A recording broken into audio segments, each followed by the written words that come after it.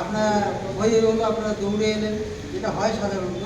আর এখানেই কিন্তু অ্যাক্সিডেন্টের সংখ্যা বেড়েছে, এটা আপনারা জানেন, তাহলেও আমাদের বলার কর্তব্য যে যতক্ষণ না ওখানটা আপনারা বুঝতে পারছেন যে সেফ, ততক্ষণ পর্যন্ত কাছে আসবেন। এটা আপনারা আমার চেয়ে ভালো। তাহলে প্রথমেই আমরা কি করলাম, যে জায়গাটা যদি ডিসকানেক্ট করা সম্ভব হয় করলাম, আর না হলে অন্তত একটা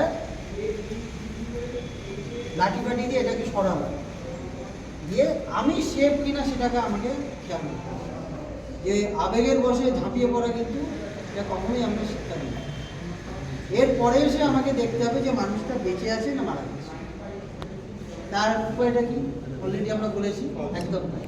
যে ক্যারোটিড আমরা চেক করলাম, আর তার সঙ্গে শ্বাস চলছে কিনা চেক করলাম। দুটোই যখন বন্ধ হয়ে যাবে তখন আমরা সিপিআর দেবো। মানে ওপর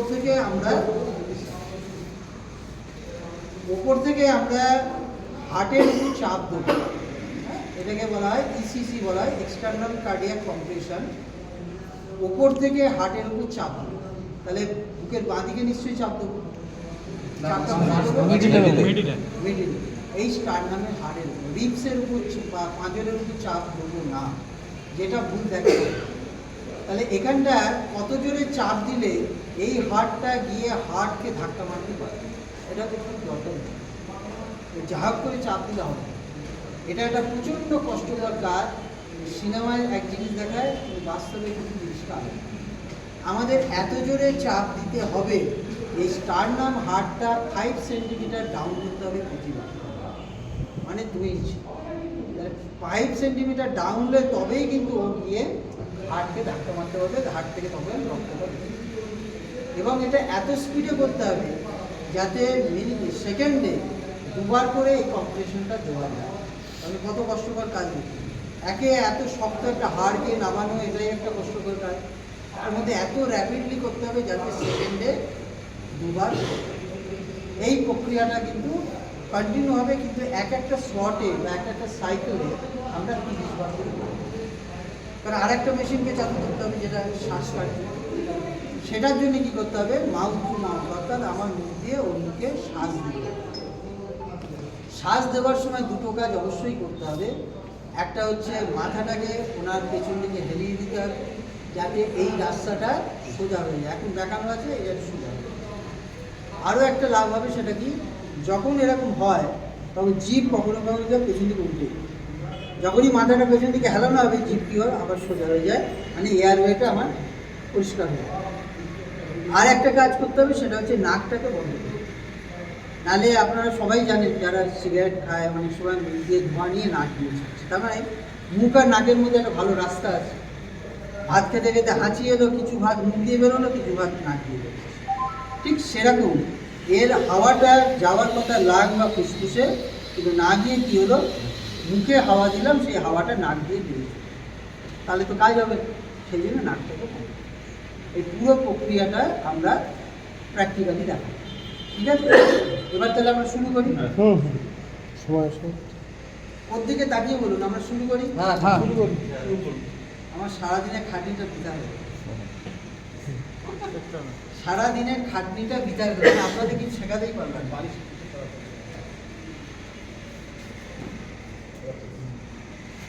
ইচ্ছে করে আমি এটা দিয়ে রেখেছিলাম।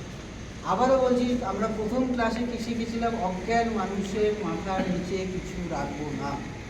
ওই বালিশটা আসবে কোথায়, পায়ের নিচে।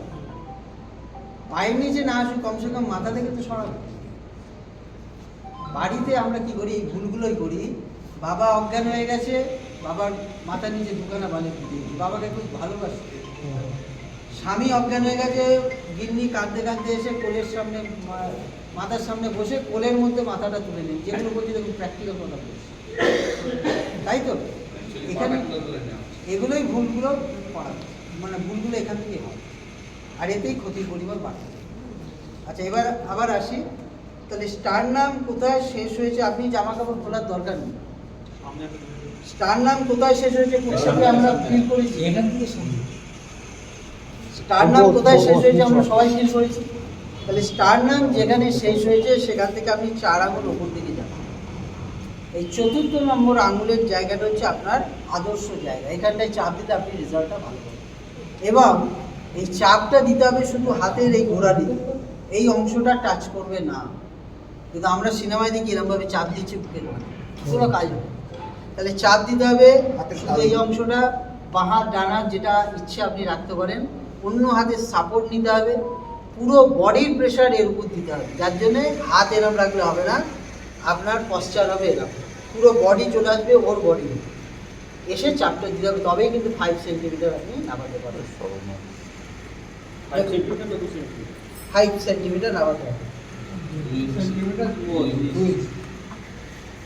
দেখুন আমি চাপ দিচ্ছি কিন্তু লাল আলো জ্বলছে, তার মানে কি আমি ভুল করছি, মানে আমার চাপটা বা কাজটা ঠিক মতো হচ্ছে।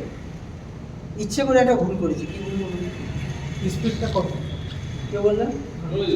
সেকেন্ডে দুবার হবে। Very good. স্পিড আপনাকে ঠিক মেনটেন করতে হবে, চাপ 5 সেন্টিমিটার দিতে হবে, লোকেশন ঠিক করতে হবে, তবেই কিন্তু এখানে দুটো গ্রিন লাইট জ্বলবে। এটা দেখতে ওই এটা কি কাপড়ের সাইড দোকানে দিয়ে পুতুলের মতো, কিন্তু এর অনেক দাম। স্যার বলছি এটা সাইড দিয়ে করতে হবে, মানে এক সাইডে না পায়ের দিক দিয়ে? না, পায়ের দিকে সম্ভব নয়। আপনার হাতটা তো এরকম রাখতে হবে, পায়ের দিকে আচ্ছা বললে তো এরকম আচ্ছা, হয়ে যাবে। সাইড প্রেশারটা থাকবে। হিপসের উপর প্রেশার দেওয়া যাবে না, ওকে। দিতে হবে স্টার্নামের উপর এবং ভার্টিক্যাল প্রেশার।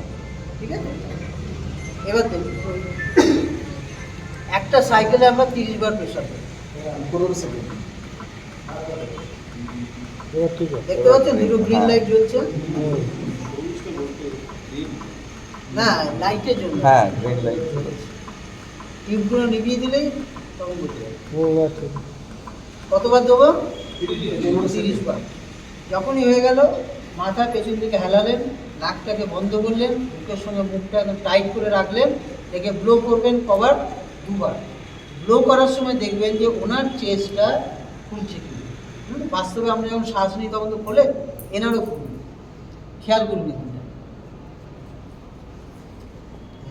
বাহ, চলে গেছে। হ্যাঁ, চলছে।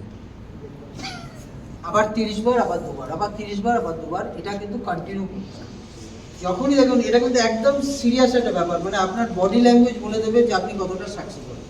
যখনই আপনি ইনভেস্টিগেশন করে বুঝে গেলেন যে একে সিপিআর দিতে হবে, সঙ্গে সঙ্গে ভিড়ের মধ্যে থেকে কাউকে একটা দায়িত্ব দিলেন, ভাই তুমি একটা অ্যাম্বুলেন্স জোগাড় করো।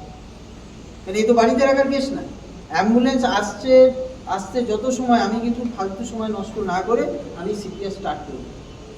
এমনও হতে পারে অ্যাম্বুলেন্স এসে গেল, বডিটাকে তুললাম, তুলে অ্যাম্বুলেন্সের ভেতরেও কিন্তু সিপিআর আমি কন্টিনিউ করতে করতে অসুবিধা হচ্ছে। কিন্তু আবারও বলছি, এটা প্রচণ্ড কষ্টকর একটা কাজ, আপনি একলা পারবেন না, কাউকে ডেকে নিতে হবে। ভাই এটা আমাকে বললেন assist- না, মাথাটাকে ইয়ে করে দিতে হবে, হিলিয়ে দিতে হবে, তার জন্য কি ওই বালিশ দেওয়ার কিছু নেই তো? না, না, না। বালিটা সরিয়ে নিন। আপনি সেটা তো করতে হবে। না না আমি বলছি যে জিপটি আটকে গেল, এটা হয়ে যাবে, আপনি বললেন না ওইটাকে মাথাটা যাতে এইরকম, হ্যাঁ, মাথাটাকে আপনি এরকম যখন এঁকে দেওয়া হবে, হ্যাঁ, হ্যাঁ। এরকম করে দিলেন, নাক বন্ধ করলেন, আচ্ছা। করে মুখটা মুখের সঙ্গে লাগিয়ে আপনি ব্লো করলেন 2 বার, আবার 30 বার, আবার 2 বার। এই সাইকেলটাকে আপনাকে এইরকম